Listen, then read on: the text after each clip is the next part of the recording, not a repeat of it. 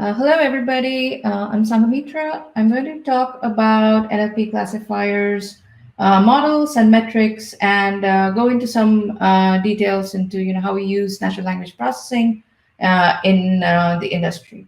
I work at Chegg, and we are an education technology company, and we have huge amounts of content in the education space. Natural language processing is something we use regularly to make sure we serve best quality content to students who use Chegg. So here is a brief outline. In terms of models, I will start with like a little bit of talk around data-centric AI. Then I'm going to go through some very basic NLP stuff like TFIDF features, move into word-to-vec features, and then basically go into the deep learning models. And in terms of metrics, I will talk about precision recall, how thresholding is used, a little bit about confusion matrix. And if I have time, I will talk about like specific metrics to particular problems. So moving on, before I jump into the models, I wanted to talk about taking a data-centric approach versus a model-centric approach. So what do I mean by that? A model-centric approach is where you have all your data, but you keep changing your models. Like you use logistic regression, support vector machines, then you use several deep learning models and try to figure out which model is the best. A data-centric approach is when you already know that you more or less know, like maybe for this problem, this deep learning model works fairly well. You keep the model constant, and then you try to improve the data. That is, maybe you collect more training data. Maybe you redefine the problem such that you have fewer classes and it's easier for the model to learn. So you improve on the data side, basically.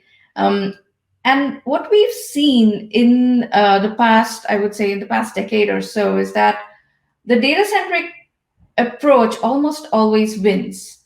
That is, if you spend a lot of time in figuring out, which specific deep learning architecture gives you the best results, you're probably improving by tenths of a percent.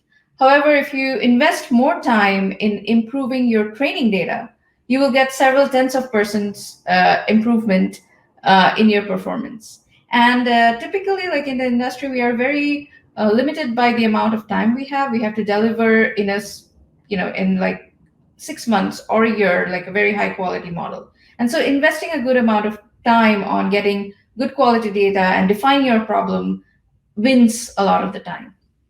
Another fact I'd like to mention is that we are in the realm of deep learning models, and we no longer understand the models that well. And what I mean by that is we no longer understand the domains. So when we did like feature, when you extracted a bunch of features and then you put like a logistic regression on top of it, you actually understood that maybe this word noise is actually leading to this kind of a class. That is very hard to tell in the space of deep learning models. The other thing to really remember is that once you have the data, it does not mean it is like your absolute truth. What does it mean? Your data could have biases, your data could have noise, your data could have systematic flaws. So it's always important to remember, what is my data? And if I have to come back and audit my data, like what should I look for? What trends should I look for? And like it's not the ultimate truth. Or in other words, like the training data, even if you get it annotated by like several annotators, it is not the ultimate truth, and it should be audited, and we should think about it. Moving on, I want to go through the pipeline of text classification. So the first thing that we do is text preprocessing. So text preprocessing is very problem specific, but the main goal here is to reduce noise, ensure quality, and then improve overall performance. So the next step is collecting training data. Now, this is a very important step. Like I said, in the data-centric approach, this step is iterated several times to improve your final results. So some ways of collecting training data is you could have subject matter experts in your domain who basically go in and tag your data with different categories, or your users using your site might actually give you information from which you can gather training data. The next phase is model building. You do your model selection, you choose your architecture. There is some parameter tuning involved in that phase. And finally, model evaluation. And there are two phases of model evaluation. There is offline model evaluation and online model evaluation. In offline evaluation, like I will talk about metrics, but basically you take different samples of your data, you have your model predict on it, and you collect, compute different types of metrics. And online evaluations refers to A/B testing, whether your users finally liked the model that you built and did whatever they were supposed to do, either clicked on something or signed up for something or bought something. It's very problem specific. Going into a bit more details about pre-processing, some of the common pre-processing that are done are things like removing special characters, cleaning numbers, removing misspellings, and removing like contracted words. One thing to remember is that this is, again, like a list of things people do. Pre-processing is very problem specific. So let's say you're working with math data where numbers, equations, and special characters are very important. You wouldn't be doing these. You would be keeping all of them. So it's very important to remember which problem you're trying to solve. The next thing I'm going to look at is term frequency inverse document frequency features. This is something very simple, and it has been used in natural language processing for a very long time. This works really well in the domain of smaller training data, but it also works well to give you a sense of what is contained in your data. So what is TFIDF basically? So what it does is it is term frequency weighted by the inverse of the document frequency. So what is term frequency? It just means how many times did this term occur in this document. So if this is your document set, this is good and awesome, this is bad, then you see like the term frequencies in the first line, and in the first line it's 1/5 and so on. But then what you realize is in these two sentences, the word this and is there, and it's not really conveying anything. So if this were sentiment analysis, this and is not important at all. So in order to get that, we are weighting it by the inverse document frequencies. That is, in how many documents did these terms occur. And so finally, you see like you put in the weights and you see the words good and awesome are getting higher weights, and the word and is also getting higher weight here, and here the weight, and the word bad is also getting a higher weight. So if you use something like this, and if you have training data that tells you this is a good, this is positive sentiment, this is negative sentiment, you will get a very good classifier. On the left-hand side, I have put some code to show like this is code from scikit-learn, and this is how you can call their TF-IDF vectorizer. And basically, all you have to do is just do TF-IDF.fit, and you will get the TF-IDF scores for your document.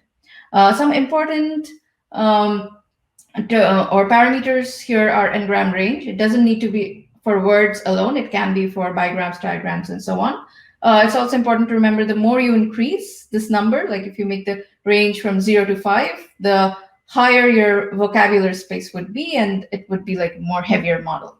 Another important one is minimum DF, minimum number of times an n-gram should appear in a corpus. So these are like important things to remember while building the TF-IDF features. Moving on, the next type of features that I will talk about is in the space of transfer learning. That is, another model has already learned about the document, and you're just trying to take that learning and apply it to your problem. So a simple way to look here is word2vec. Word2vec is basically embeddings that have been generated by training a corpus where the goal of the neural network here is to predict the next word or to predict the context. And by training these networks, you're able to generate dense embeddings, which basically encompasses the meaning of the word. And these features can be used similar to TF-IDF to build your classifier. Also, combining TF-IDF and word vectors sometimes boosts performance of the classifier. I will now move on to feed-forward neural networks. So this is the first kind of detailed deep learning network that we are looking at, and I left these details on purpose. So the input layer typically is a layer that has the size it's typically of the order of the size of your document. The hidden layers are layers that you will be choosing, and I will go more into details when I talk about code. And then finally, the output layer is a layer that converts all your previous values into probabilities. So here it's the softmax layer, and it makes sure that your network gives a probability of belonging to each of the class. So this is like a very simple architecture. Once you have the architecture, the next thing you do is you calculate loss. How is loss calculated? Well, loss can be the distance between the network output and the target output. That is, if the network output 0 and if the target is 0, then your loss will be 0. But then if your network output's 1 and the target is 0, your loss will be very high. And you can use something like gradient descent to train your parameters such that your network output and your target output are very close. Here, another parameter to remember is something known as the learning rate. So gradient descent is a process where every step you try to take in the direction that minimizes the loss. So what should be the step size? So that is the learning rate, and this is something you typically have to put in when you're defining a deep learning network. So I also wanted to go a little bit into commonly used loss functions. So in regression, least square loss functions are more common. In binary classification, binary cross entropy is chosen very often. There are others like hinge loss and squared hinge loss. And in multi-class classification, you have multi-class entropy loss and some others as well. I will go a little bit details into the cost function, the binary cross entropy cost function. So what this cost function does is, if the target is supposed to be 1, then this cost function is the log likelihood of a linear function in the dependent variable. And the way this log of this function works is that if your output is supposed to be 1, but if you output it at 0, your cost function penalizes it infinitely. Now, on the other end, when your output is supposed to be 0, and if you predict 1, then your cost function is log of 1 minus h of x. And here again, what this function basically does is, if you get it wrong, it penalizes it infinitely in the other direction. This is differentiable, and this is used not only in deep learning, but this is also the cost function for logistic regression. So this comes up very often, and it's a good detail to look into. Another aspect I wanted to talk about was dropouts in deep learning networks. So when you have a very large network, it's very easy for the networks to overfit to the training data. So probabilistically dropping out some nodes is an effective way of regularization, and it makes sure that their overfitting is not happening. Typically, this is used when you have a very large network with a lot of training and a lot of parameters. Now, it is a good parameters to specify in your network. Another thing I wanted to talk about was activation functions. So activation functions, there are many of them. I will talk about sigmoid because we already looked at it. It is typically used as a final layer because it can produce probabilities that range between 0 and 1. We do not use it in the intermediate layers because it has the issue of vanishing gradient. That is, the gradient vanishes when you're at the edge of, when you're basically very far away from 0. When your input is far away from 0, your gradient vanishes. And the sigmoid function is represented by the topmost curve here. The next activation that I will talk about and is very, very commonly used is known as ReLU. And it is basically a straight line if your input is positive, and it is 0 if your input is negative. So this is a nonlinear, and it basically is computationally efficient, and it allows for backpropagation.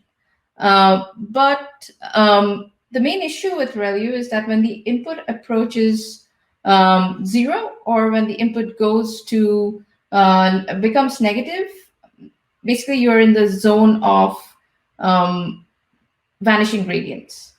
And in order to deal with that, another function known as leaky ReLU, where there's like some parametric dependence when the input is less than 0, is used. ReLU and leaky ReLU, both of them are used very frequently. A lot of the times we have confidence that our inputs are probably not less than 0, so ReLU is totally fine.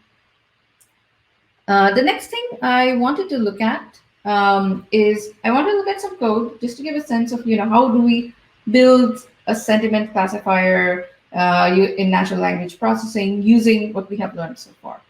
So this is like the source of data, and we have data from Yelp, Amazon, and IMDb, and these are all sentiment analysis data. And this is like some pre-processing with pandas that helps us get the sentences and the labels for each of the sentences. And here's an example. While love displays, the label is 1, which means it's a positive review. So before you actually create the model, it's important to tokenize your data. What does that mean? It means basically if you're using words as your tokens, you basically create the indexes of the words. So you have a vocabulary, and you basically say that these words are present in this sentence from that vocabulary. Another thing to keep in mind here is that not all sentences are of the same length, but it is easier to, or it is, in order to feed the data to the neural network, you need all the sentences to have the same length. So you use like a padding of zeros so that the variability in the length of the sentences can be incorporated. All these functions can be directly called from Keras or PyTorch for that matter, and it's fairly simple with 1 or 2 lines of codes to get this done. The next thing I'd like to talk about is an embedding layer. Typically, though not always, networks start with an embedding layer. So what does an embedding layer mean? It is basically a dense layer that is used to encompass the knowledge in your data. So an embedding layer typically has an input size, which is the size of the vocabulary, but the output size is a much denser vector. So here, like in this very simple example, hope to see you soon, nice to see you again, your vocabulary size is 7, but then the embedding size is 2. And the reason is that typically your input will be sparse, but after the training has been done, your embedding layer will be very dense. And it's also like a form of dimensionality reduction for your input. So the next, after the embedding layer, it is very typical to add pooling layers, which basically helps with downsampling, and you either average your input or you do like a max. You choose the maximum of your input. And this is basically a way of downsampling. So let us look at the definition of the entire model. So you start with like an embedding layer with then you put a pooling layer, then you have a few dense layers, which is basically the hidden layers. And finally, you call what optimizer you're going to use. You give your loss function, you give the metric that is important for that loss function. So this is just defining the model. What is the next step? So the next step is training this model. So again, to train the model, you basically fit it to your input data, which you've already prepared with padding and tokenizing. And basically the things to choose here are the number of epochs you want to train, the batch size, and basically you train on it. So for this particular problem, what was seen was that the training accuracy was 100%, but the test accuracy was around 80%. And this is where you can change the network and make improvements, but also think about ways you can change the training data. So for the same problem, if we didn't start from 0, but if we started from pre-trained word embeddings, the accuracy on test data is 82%. So this is also another way of boosting your performance, is to start with pre-trained data instead of starting from scratch. The next thing I want to look at is convolutional neural networks, or CNNs. CNNs are very common in computer vision, and over the recent past, we've also seen that they have significant importance, or they have significant importance in natural language processing as well. So what do? They're really good at detecting features. They're also really good at downsampling. So let us take a deeper dive. So what is the difference between like a CNN and a typical feed-forward layer? So in a typical feed-forward layer, all the neurons from the input are connected to all the neurons in the output. Whereas in a CNN, there are local connections. So basically, you put a filter on top of the input and you connect them locally to get features, and then you feed it to the next layer. Typically, you have multiple filters which extract different types of features, and that information is passed on to the next task. So during the training phase, the CNN automatically learns values of its filters based on the task that you're trying to perform. So this is a very simple model definition for a convolution network. You start with the embedding. You basically put a convolution network that has 128 filters, and its kernel size is 5. So that's like the size of the filter, and 128 is the number of filters. Now the information from these 128 is combined in the next layer, and then you add a few dense layers similar to the feed-forward network. I wanted to touch upon character-based CNNs, and particularly because they have certain advantages. But the way a character-based CNN works is that in the tokenizing phase, you basically you say these characters are present, and this is their counts as your input. So it's not words anymore. It's all computations are done at a character level. And this is like a typical example of a character-based CNN, where you have the input and you have several convolution and pool layer with a few dense layer dropouts to make the whole architecture. So why is this more interesting than word level? Well, basically character-based CNNs has the ability to deal with out of vocabulary words. So this makes it particularly suitable for user-generated raw text where there may be spelling errors and other aspects that are not grammatically correct, or that are, or maybe there's an emoji in the text. It works for multiple languages. The other huge example is a deployment example, or is a deployment advantage. And that is model size is very small, since tokens are limited to the number of characters, and it's of the order of 70. And it's 70 because you have 26 letters and then more special characters. So this makes small models which work very fast, which is very deployment friendly. Typically, networks with convolution and pooling layers are useful for classification tasks where we find strong local clues. What this means is, let's say there is a phrase that is directly connected to a category, right? And CNNs will be very efficient in picking up those phrases and doing a good class memberships. The other thing I wanted to touch upon is multitask modeling. Here, what multitask modeling does is it sort of adds more training data to your problem and improves the performance. So let's say you have these question answers, and your job is to figure out which category does each of the question answer belong to.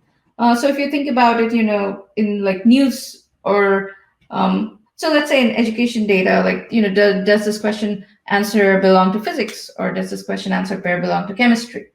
But it can also be more nuanced, right? Like, does this belong to rotation, or does this belong to moment of inertia, which becomes like harder as you like make your problem granular.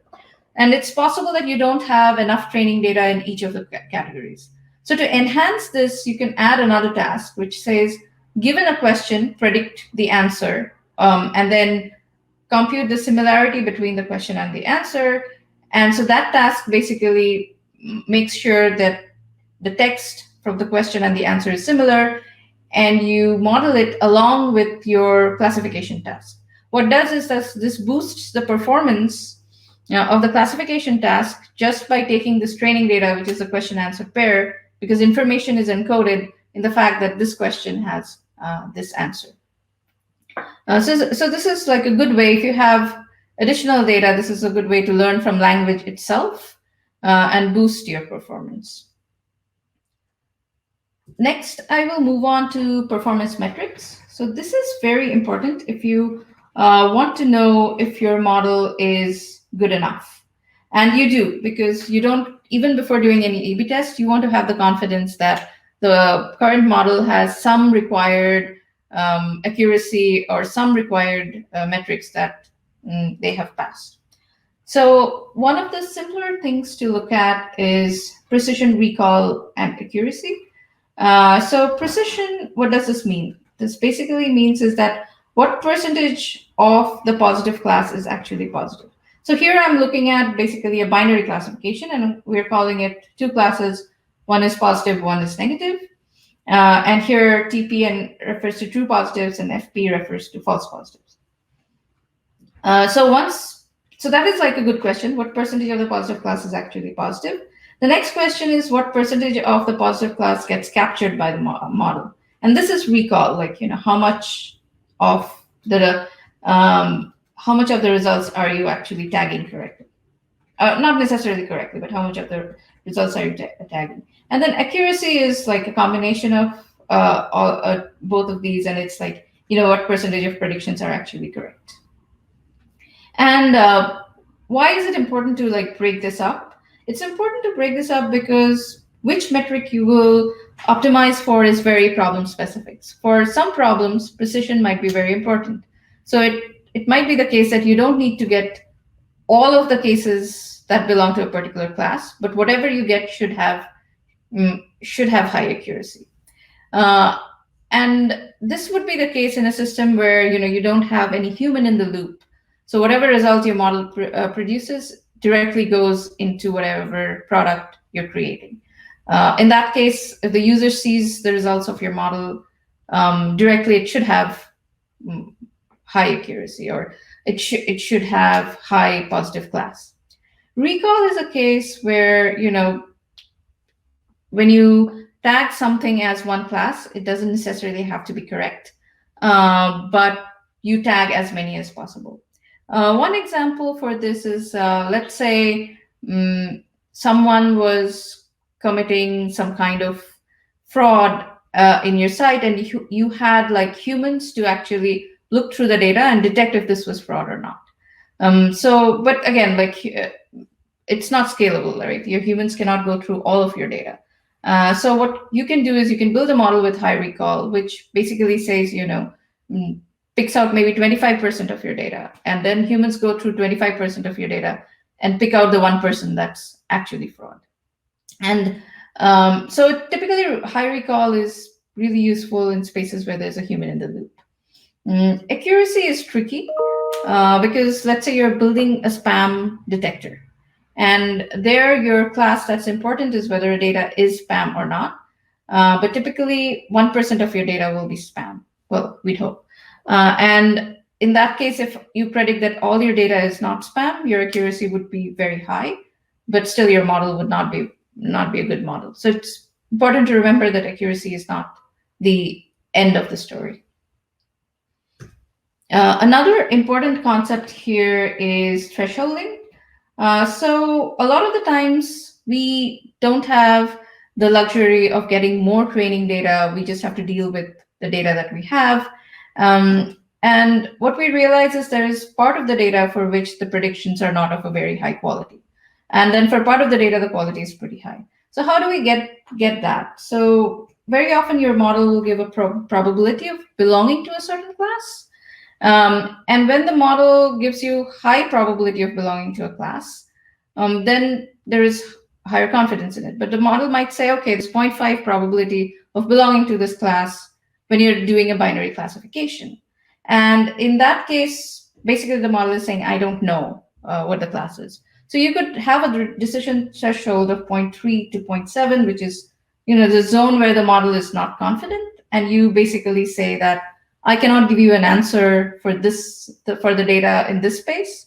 And then when your probability lies higher than 0.7 or lower than 0.3, you give a definitive answer. So basically, in this case, you improve the percentage of correct results at the cost of coverage. That is, you're not able to give an output for all of your data, but the output that you give has higher accuracy. Another important metric that I wanted to talk about is confusion matrix. And confusion matrix is basically useful in the multi-class classification scenario. And it's good for checking where your model is incorrect. And it gives you a sense of which classes are correlated. And I particularly took this example of classification from computer vision because it's easier to understand correlation with like objects. And here, like this is a confusion matrix for one of the models that had to predict images, whether an image was an apple, banana, bell pepper, etc. And when you see like higher values that are off diagonal, it means these classes are correlated. The model wasn't able to do much there. So one thing that you do see is that tomato and bell pepper are being mistaken, or cake is being mistaken with ice cream. And you can see some correlations here, right? I mean, apple and tomato are mistaken. They're both pretty round. So sometimes looking at the confusion matrix, it tells you that these classes are correlated, and you basically either need to condense both the classes or collect more training data in these classes. Finally, some takeaways. Data-centric models wins a lot of the times compared to a model-centric approach. TFIDF, TF, and Word2Vec provide simple feature extraction techniques that can give you a lot of insight into your data. As the amount of training data increases, using deep learning is the next logical step.